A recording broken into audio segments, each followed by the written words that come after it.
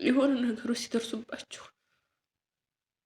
አፍ የሌላችሁ አፍ ታወጣላችሁና እኔ መናገር የጀመርኩት ስደት ከመጣሁ ነው። እና ብዙ ጊዜ በማልቀስ ነው ብቻ ብሶቴንም ሁሉ ነገሬን የምገልጸው በማልቀስ ነው። እናቴ ምን ትለኝ ነበረ? ተይ ልጅ ዝም ብለሽ አታልቀሽ፣ እንባን ለማውጣት ጉልበት የሚጠይቅሽ ቀን ይመጣል ትለኝ ነበር። ለማልቀስ ጉልበት ትጠየቂያለሽ እና የዛሬ ወራት ልጅ ዝም ብለሽ አታልቅሽ ትለኝ ነበር። የእውነት ዛሬ ጉልበት ጠየቀኝ። ለማልቀስ ጉልበት ተጠየቅኩ።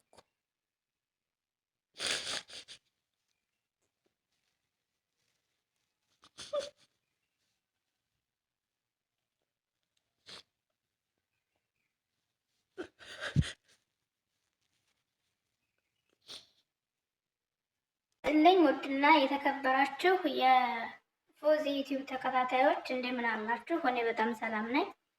ይሄንን ቪዲዮ የምሰራላችሁ እኔ ስለሚመለከተኝና ሁለቱም እኔን ስለሚገልጹ እኔንም ስለሚመለከቱ ነው።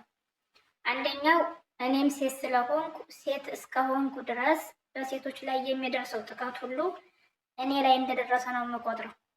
በሁለተኛ እኔም አማራ ስለሆንኩኝ አማራነት ወንጀል የሆነበት ሀገር ላይ ስለሆነ እየኖርን ያለ ነው።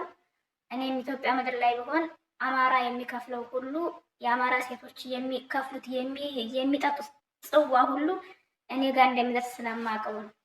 ስለዚህ ሴት ነኝ፣ አማራ ነኝ።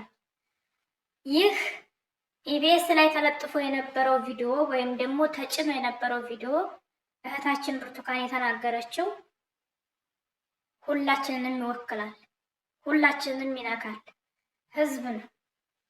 የኢቢኤስ ቴሌቪዥን ከዚህ በፊት ለመንግስት ነው የሚሰራው፣ ኢቢኤስ ከመንግስት ጋር ነው እያልን ብዙ ጊዜ ስንናገር እኛ የምንም ፓርቲ ደጋፊ አይደለንም፣ እኛ የህዝብ ነን፣ ህዝብ ነን የሚል ምላሽ ነበር የተሰጠን።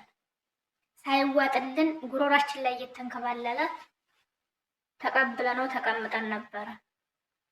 ትናንትና ግን በእህታችን ብርቱካን ላይ የተሰራው ስራ እውነትም የመንግስት ሚዲያ እንደሆነና ከመንግስት ጎን ያለ ህዝብን የሚጨፈጭፍን መንግስት የሚያበረታታ ሚዲያ እንደሆነ በ10 ጣቱ ፈርሞ አሳይቶናል። የእህቶቻችንን ቪዲዮ የወንድሞቻችንን ቪዲዮ አዳምጡት። ተቀጥል እህታችን። ይህን ነገር የምጠይቀው በሴትነቴ ነው፣ በማንነቴ ሳልመርጠው በተሰጠኝ ሴትነቴ ሀቅ ነው የምጠይቃችሁ።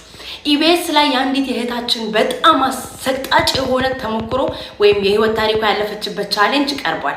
እንድትረዳ ወደ ህዝብ አመጣችኋት አይደለ? እስቲ እንደው ኤዲት አድርጋችሁ የቆራረጣችሁ ውስጥ ሁሉ ገብቶ ቢሆንማ ኧረ ጉድ ስንት ጉድ አለ ማለት እኮ ነው። እቺ ያወጣችኋት ቪዲዮ እንኳን ህመማ ቁስሏ በሴትነት ልባችን ውስጥ ተቀብሯል። አሁን ደግሞ ከሁሉም ሶሻል ሚዲያ ፕላትፎርም ላይ ለምን አጠፋችኋት? ድጋሚ ሌላ ሞት እናንተ እንድትገሏት አንፈቅድላችሁም። እንድትረዳ ወደ ህዝብ አመጣችኋታል። ድጋሚ ድምጿን አታፍኗት፣ አውጡልን። የተማረችበት ያ ችግር የደረሰባት ወይም ደግሞ እዛ በጥብጥ የነበረበት ዩኒቨርሲቲ ስም እንዲጠራ አልፈቀዳችሁም። ችግሩ አድራሿ ግለሰብ ማን እንደሆነ በእርግጠኝነት ሁሉንም ነገር ተናግራለች። እናንተ አፈናችሁታል። ከፖለቲካ ጋር ዛሬ አንድ መራራ ሀቅ እናገራለሁ። እየመረረህም ቢሆን ዋጠው። እህታችን ምናልባትም አማራ ባትሆን ኑሮ የኛው የአማራ አርቲስቶች የኛው የአማራ ታዋቂ ግለሰቦች ተሰሚነት አለን ብለው የሚያስቡ ግለሰቦች ሁሉ እየወጡ ፍትህ ይጠይቁ ነበር። ነገር ግን አማራ ስለሆነች ብቻ ወንጀል ነው ብለው ስላሰቡ ብቻ ነው አይደል ማንም ድምጽ ይሆናት። እመኑኝ፣ የኪነ ጥበብ ስራ የሚሰራው ለማህበረሰብ ነው። ይህ ማህበረሰብ እንዳከበራችሁ እንደወደዳችሁ ሁሉ አንቅሮ መጥፋትም ያውቅበታል። ምናልባት አንቅሮ ሲተፋ ምን እንደሆነ እስከዛሬ ላታዩ ትችላላችሁ። እመኑ፣ ዛሬ ዝም ባላችሁበት ልክ ነገ አማራ ህዝብ አናውቃችሁም እንደሚላችሁ እርግጠኛ ነኝ። ይሄን ቀን ጠብቁ። የተከራያችሁላት እናንተ ናችሁ። አድራሻዋን የምታውቁት እናንተ ናችሁ። ለህዝብ አምጥታችሁ ከህዝብ የደበቃችኋት እናንተ ናችሁ። ህዝብ ዘንድ አንጥታችሁ ከህዝብ ሰውራችኋታል። ሁለተኛ አፋናን የተፈጸመባት እህታችን የደምቢ ዶሎ ዩኒቨርሲቲ የተናገረው አለ። ከዛ በፊት ግን እህታችን ሉላ ግዛውን ከኢንተርቪው ካደረገች በኋላ ወዲያው አፍነዋታል፣ አስረዋታል። ያሰሯትና ያፈኗት ደግሞ ለምንድን ነው? እንደዚህ አይነት መረጃ ወይም ደግሞ ይችን ልጅ ለምን ኢንተርቪው አድርገሽ ሚዲያ ላይ አወጣሽ? ለምን ኢንተርቪው አደረግሽ? ብለው ሉላ ግዛውን አስረዋታል። ከማሰርም ባሻገር ደግሞ አንደኛው ከዛው ከኢቢኤስ ሰራተኛ የሆነው በዋናነት ያለው ልጅቷ እንድትባረር እየሰራ ነው። ከኢቢኤስ እንድትገለል እየተደረገ እየተሰራ ነው ተብሏል። ያን እንግዲህ ስትገለል እናያለን። ለአሁኑ ግን ታስራለች። ሁለተኛ ኤዲተሩ እንዲያዝና እንዲታሰር በቁጥጥር ስር እንዲውል ማዘዣ ወጥቶበታል። ያ የተደረገው ደግሞ ለምንድን ነው? ኤዲት ሲያደርግ ዩኒቨርሲቲ የምትለዋና እህቶቻችን ሌሎች እህቶች አሉ፣ እንዲሁም ደግሞ ዩኒቨርሲቲ ጦርነት ተከፍቶብን ከዩኒቨርሲቲ ነው ታፍነን ይሄር ነው የምትለዋል ለምን ቆርጠህ አላወጣህም በሚል ኤዲተሩን የእስራት ትዕዛዝ ወጥቶበታል ማለት ነው። ስለዚህ ኢቢኤስ የሚሰራው ሙሉ በሙሉ ከመንግስት ጋር ነው። ጨፍጫፊን የሚያበረታታ ህዝብን የሚጨፈጭፍ ሚዲያ ነው ማለት ነው። እዛ ጋር ጋዜጠኞቹ ለምን አጠፉ የሚል ጫጫታ አለ። ጋዜጠኞቹ ታዛዥ ናቸው፣ ደሞዝ ተከፋይ ናቸው። እንደዚህ ፊት ለፊት ያወጡትም የታሰሩ ነው።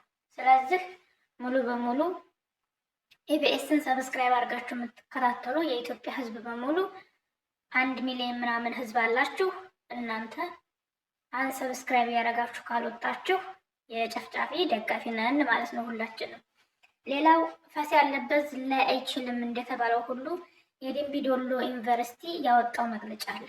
እህታችን ብርቱካን ኢንተርቪው ከሰጠች በደቂቃዎች ውስጥ ወዲያውኑ መጥቶ ፌስቡክ ላይ ከደምቢ ዶሎ ውስጥ እህታችን እዛ ደምቢ ዶሎ ውስጥ እንደማትማር ስትማር እንዳልነበረና ደምቢ ዶሎ ውስጥ ያልነበረች ልጅ እንደሆነች ተናግሯል ማለት ነው። እንግዲህ ምንድን ነው የሚለው? በምንም አይነት ሁኔታ ደምቢ ዶሎ ውስጥ እንዳልተማረች እና ማሳሰቢያ በ14/7/2017 ዓ.ም በኢቢኤስ ፕሮግራም ላይ በተደረገ ቃለ ምልልስ ብርቱካን ተመስገን ከበደ የተባለች በ2013 የትምህርት ዘመን በደምቢ ዶሎ ዩኒቨርሲቲ የሁለተኛ ዓመት የፋርማሲ ተማሪ ነበርኩ በማለት የሰጠችው ሀሳብ ስህተት መሆኑን እና ዩኒቨርሲቲው የፋርማሲ ትምህርት ሲሰጥ በ2013 የሁለተኛ ዓመት ተማሪ እንዳልነበረች ገልጿል። አስቡ፣ የደምቢ ዶሎ ዩኒቨርሲቲ ያወጣው ነው ማለት ነው ይሄ። ስለሆነም ይህንን ድርጊት በጣም አሳፋሪነት እና ኃላፊነት የጎደለው እና ምንም አይነት ማስረጃ ያለው ስለሆነ ግልጽ የሆነ ስም ማጥፋትና የዩኒቨርሲቲያችንን ስም የሚያጓድል ስለሆነ ኢቢኤስ ይህንን ወንጀል እስካላነሳ ድረስ ዩኒቨርሲቲው ጉዳዩን ወደ ፍርድ ቤት እንደሚወስደው ግልጽ አድርጓል ይላል ማለት ነው። እዚህ ጋር እህታችን ብርቱካን የዩኒቨርሲቲ ስም አልተናገረችም። ከዚህ ዩኒቨርሲቲ ከዚህ ትምህርት ቤት ከዚህ አላለችም። ደምቢ ዶሎ መጥቶ ደምቢ ዶሎ አለች ብሎ ያለበት ፓርት ለምን እዚህ ጋር ይህንን መጻፍ እንዳስፈለገ አላውቅም። እውነት ትበለምናለች እንጂ አትበጠስም። እነዛ የ18 ተማሪ እህቶቻችን የ18 ተማሪ ቤተሰቦች ያነቡት ያለቀሱት የኢትዮጵያ ሕዝብ በሙሉ ተማሪዎቹስ እያለ ሲጮህ የነበረው ሁሉ ምናልባት አፋኙ ረስቷቸው ሊሆን ይችላል። እኛ ግን ሁልጊዜም በልባችን እናስባቸው ነበረ። የእነዛም ሁሉ እህቶቻችንን ደም፣ የቤተሰቦቻችንን እንባ፣ ሐዘን፣ ትካዜ፣ የህዝብን የሀገርን ጥያቄ ይህች እህታችን ህይወቷን ሰጥታ ድጋሜ ሚዲያ ላይ ይዘው መታለች። እውነት ለመናገር አንደኛ ሚዲያ ላይ መውጣቷ ጥሩ ነው ቢያነሱትም፣ ምክንያቱም በተለይ የአማራ ልጅ ሆኖ ያንን ቪዲዮ ዳውንሎድ አድርጎ ያልያዘ አለ ብዬ አላስብም። ቴሌግራም ላይ አለ። ብዙ ወንድሞቻችን ብዙ እህቶቻችን ቴሌግራም ግሩፕ ያላችሁ ስለሆኑ እዛ ግሩፕ ላይ ተቀምጧል። 33 ደቂቃ ነው። 33 ደቂቃውንም ዳውንሎድ አድርገን ይዘነዋል። ስለዚህ ከኢቢኤስ ላይ ቢጠፋም ያ ቪዲዮ እስከ ታሪክ ድረስ ይቀመጣል። ልጅቷን ግን እኔ አሁንም ቢሆን ጠይቃለሁ፣ ይህንን ቪዲዮ ለምን አስጠፉት? ልጅቷ የት ነው ያለችው? ልጅቷ ማን ነው ኃላፊነት የሚወስድላት? ለምን እንዳልኳችሁ ቤት ኪራይ የተከራየላት ኢቢኤስ ነው። ለ1 ዓመት የቤት ኪራይ ወጪ ሸፍኖላታል። ቤቱን ፈልጎ የቤት ኪራይ የከፈለው እሱ ነው። የኢቢኤስ ድርጅት አስቤዛ ያሟላላት ኢቢኤስ ነው። ሁሉን ነገር ያደረገላት ኢቢኤስ ነው። ስለዚህ የት ነው ያለችው? እንዴት ነው የምትኖረው? ማን ነው የሚያኖራት የሚለውን እንጠይቃለሁ። ይህች እህታችን ያወጣችው የእሷን ስቃይ፣ የእሷን መከራ፣ የእሷን እንባ ብቻ አይደለም። ያቺ እግሯ ተቆርጦ ልብሴን አውልቄ አስሬ እየጎተትኩ ወሰድኳት ያለቻት ልጅ የት እንዳለች ለምን አልተጠየቀችም? እርግጠኛ ነኝ እሷ ተናግራለች። እነሱ ግን ቆርጠውታል። ለምን ቆረጡት? እህቶቻችን ሲሄዱ አይናቸው እያየ አይናቸውን ሳይሸፈኑ ነው የሄዱበትን ቦታ ያውቁታል። ምክንያቱም ከ1 ዓመት ከ8 ወር በላይ የተቀመጡበት ጫካ ነው። ከ1 ዓመት ከ8 ወር በላይ የተቀመጡበትን ጫካ ያውቁታል። ይቺ ልጅ ያንን ጫካ እርግጠኛ ነኝ ነግራቸዋለች፣ ግን ቆርጠውታል። እህታችን ከጫካ ወጥታ አንድ ወጣት አግኝታ ልብስ ግዛልኝ ያለችበትን ከተማ ታውቀዋለች። ልጁ ጥቁር በጥቁር የሆነ ልብስ አልብሶ ዩኒቨርሲቲ በር ነው ወስዶ ይጣላት። ስለዚህ ያ ዩኒቨርሲቲ የት እንደሆነ ታውቃለች። ልብስ የገዛላት ልጅ የት ከተማ እንደሆነ ታውቀዋለች።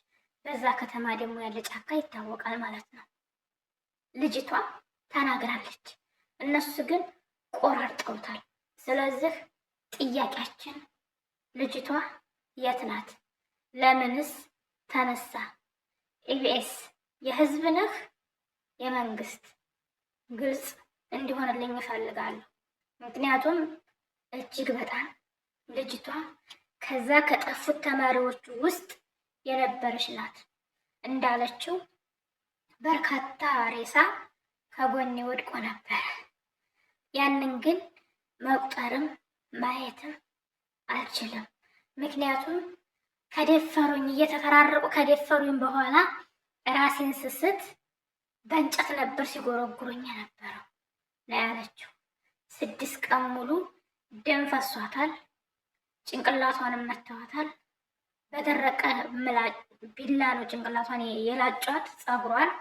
ስለዚህ ያ ሁሉ መከራ ወርዶባት መቼም ያችን እህቷን እየጎተተች ወሰደቻትን ልብሷን አውልቃ እግሯን ያሰረችላትን እህቷን የት ናት? ተናግራለች እሷ። እነሱ ግን ደብቀውታል። አሁንም ቢሆን የህዝብ ነን ካሉ የህዝብን ጥያቄ ይመልሱ። ልጅቷን አሁንም ቢሆን ሌላ ነገር እርምጃ እንዳይወስዱባት እፈራለሁ። ምክንያቱም ይቺ ልጅ አሁን ላይ ያለችበት ሁኔታ ላይ ሆና በዚህ መንገድ ከሆነ ህዝብ ልጅቷን ከያዘት ህዝብ ልጅቷ ህዝብ እጅ ላይ ከወደቀችና ህዝብ እጅ ላይ ከገባች ብዙ ነገር እንደምታወጣባቸው ያውቃሉ። ኢቢኤስ ላይ ቆራርጦ ኤዲት አድርጎ ያስቀረውን ሁሉ ህዝብ ያወጣዋል። እነሱ እኮ አጥፍተናል ያሉትን እነሱ ፕራይቬት አድርገናል ያሉትን ቪዲዮ እኮ ብዙ ሚዲያዎች ለቀውታል። ዩቲዩብ ላይ 5፣ 6፣ 7 ዩቲዩብ ላይ አይቼዋለሁ። ከህዝብ ማምለጥ አይቻልም። ከህዝብ መሸሽ አይቻልም። ህዝብ የያዘውን ህዝብ ይዞት ነው የሚቀረው። ስለዚህ አሁንም እህታችን አደጋ ላይ ናት። የ18 ተማሪ እህቶቻችን ወንድሞቻችን ደብዛ ይች ልጅ ታውቃለች። ኢቢኤስም ጭምር ያውቃል። እኔ በመጨረሻ አንድ ነገር ልንገራችሁ። ቪዲዮ ያታችሁ ከሆነ ጫካው ከየት መጣ? ቪዲዮ ሲጨምሩት የነበረው እሷ ስትሄድ የነበረው ምናምን ያንን ቪዲዮ ከየት አገኙት? የልጆቹን ከአንገት በላይ እንትን ብለው ከታይ ሱሪያቸውን ሲፈቱ ምናምን ሁሉ እኮ አለ፣ ቪዲዮ ቅንብር አለ። ያን ቪዲዮ ከየት አንተው ነው ያቀናበሩት? ብቻ ጥያቄያችን ይመለስልን። ሉላ ግዛው ታስራለች። ኤዲት ያደረገውም እንድታስር ትዕዛዝ ወጥቶበታል። የደንቢ ዶሎ ዩኒቨርሲቲ ደግሞ በግልጽ ይህች ልጅ እሱ ተማሪ እንደሆነች እና የእነዚያ የታፈኑ ተማሪዎች ጩኸት በአደባባይ እንደወጣ ምስክር በራሱ ጊዜ ማመልከቻ ጽፎ ለቋል። ፍትህ አሁንም ደማቸው እየፈሰሰ በከንቱ ወጥተው እየቀሩ ላሉ እህቶቻችን ፍትህ ያለምንም ነገር እየወጣ ለሚቀረው ህዝባችን። እኔ የምናገረው ሴት ስለሆንኩና አማራ ስለሆንኩ ነው። አመሰግናለሁ። እወዳችኋለሁ። ቪዲዮዬን ላይክ፣ ሸር፣ ሰብስክራይብ አድርጉልኝ። ምክንያቱም ቻናል እየተዘጋ ስለተቸገርኩኝ ላይክ አድርጉልኝ፣ ሰብስክራይብ አድርጉልኝ። ኢቢኤስን ሄዳችሁ ላይክ እና ሰብስክራይብ ከምታረጉኝ የምታረጉኝ እና የምታሳድጉኝ ምንም አትጎዱ። ከአብይ አህመድን ይሻላለሁ ብዬ ነው። አመሰግናለሁ። እኔ እንኳን ባድግም ለራሴ ነው እንጂ ለማንንም አልጎዳም፣ ማንንም አልጠቅምም። ለራሴን ግን እጠቅማለሁ። እኔን ጠቀምኩ ማለት ደግሞ ራሴን ቻልኩ ማለት ነው።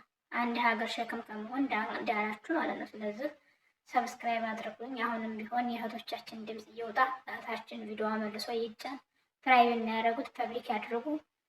እወዳችኋለሁ። ሰላም ፍቅር ለእምዬ ሀገራችን። እውነት ትመለምናለች እንጂ አትበጠስም።